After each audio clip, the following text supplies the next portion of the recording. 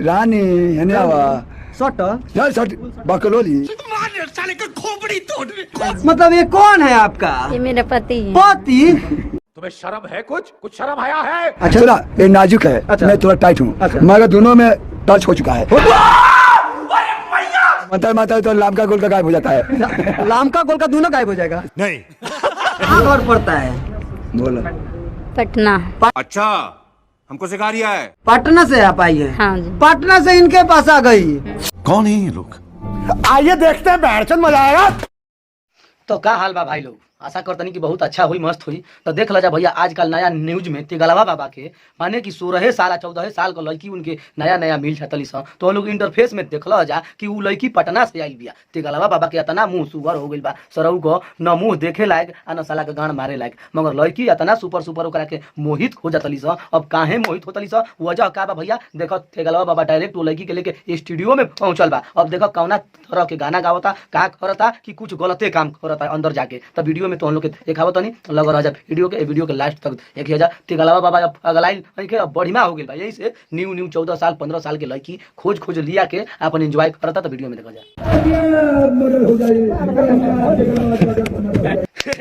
अरे तो भाई लोग देख लो जा तेगलवा अभी स्टूडियो में माने गाना गावता यानी सॉन्ग गावता। सॉन्ग में का कहता हो ले लो मर्डर हो जाई बताओ ओकर सॉन्ग कैसन बा भैया। देख लो जा कि कान में लगा के एकदम खूब शौक से गाता था। लो तो आगे देखो वीडियो में का गावता। मैं बताता हूँ। बताइए। रात में उड़न खटोला से लेके आया। रात को का बात बा? तो भैया देख ला जा रिपोर्टर पूछ देता उनका से कि हाई नई नवेली छोकरी कहाँ से लाइल बानी बाबा? तो वो कहता ना कि रात को उड़न खटोला से लाया हूँ इसको। तो देखो जा भैया वो लड़की डायरेक्ट का बतावतिया। तो वीडियो में देख ला जा ओकर एकदम डायरेक्ट का कहतिया। बता रानी क्या सुहाग रात मान गया है इनके साथ? हाँ, तो वही बीच में अब तेगलवा बाबा खूब खुश होके कहता ना कि बताओ रानी एकदम डायरेक्ट कि तू कहाँ से आइल बाली। तो वही में साला रिपोर्टर उल्टा शब्द पूछता कि का सुहाग रात मन गइल बा। अब बताओ वो रंगीले बा साला रिपोर्टर कि जौन वैसन कुल शब्द पूछता। अब वो लड़की होके अब सुहाग रात के बारे में का बतावतिया। तो भैया लोग वीडियो में देखा जा।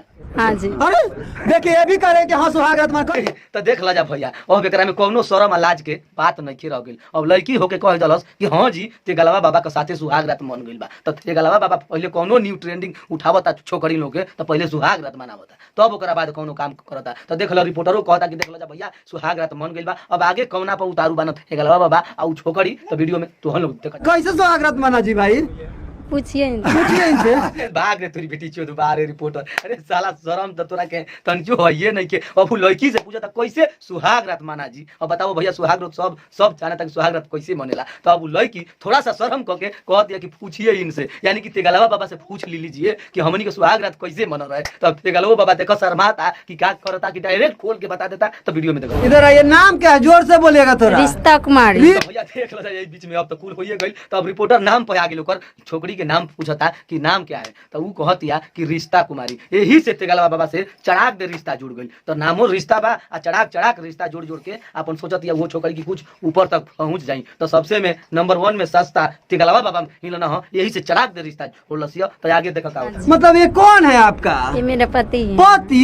हो तो भैया देख लो जा रिपोर्टर मतलब लगा के पूछता वो लड़की ले कि मतलब ये कौन है तुम्हारा। तो वो लड़की कहतिया कि हमारे पति हैं। तो अब हिचूक जाता साला रिपोर्टर का पति है या भैया हुचके के कामे बा। साला लड़की 16 साल आ बूढ़ा भाई 80 साल के तेगलवा बाबा बा अपन नाम कमा के साला 16 साल के लड़की से बताओ ये कुल काम करता। ये तो साला माना घोर पाप करता भैया। तो आगे वीडियो में देखा भैया रिपोर्टर का पूछता उनका।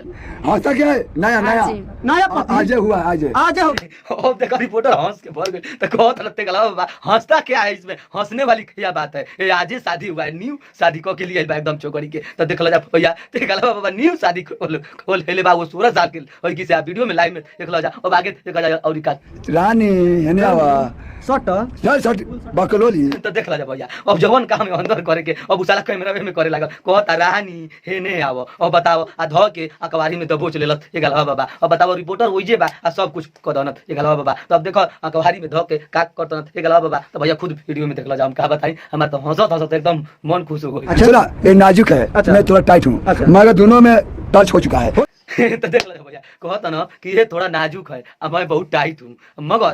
मगर में कहता ना कि हमनी के दोनों में टच हो गई बा। जब बालकनी में हो गया है। कौन बालकनी में? स्वागत सुहा मैंने नाजुक बिया हम टाइट बानी मगर में भेंटो हो गइल बा आ टर्चो खोलेले बाना तो भैया ए जिगेले हम अपन वीडियो के एंड करतनी। अब इनकर कहानी बहुत भैया लंबा बा, अब आगे तक ना हम ले जाई। अगर वीडियो अच्छा लागल होई तो पेज पर एक तनी तो फॉलो करी, अगर यूट्यूब पर एक तनी तो सब्सक्राइब करी। फिर मिला तनी कोनो दूसर वीडियो लेके, तब तक के लिए एक लाइक करके शेयर कर दिया।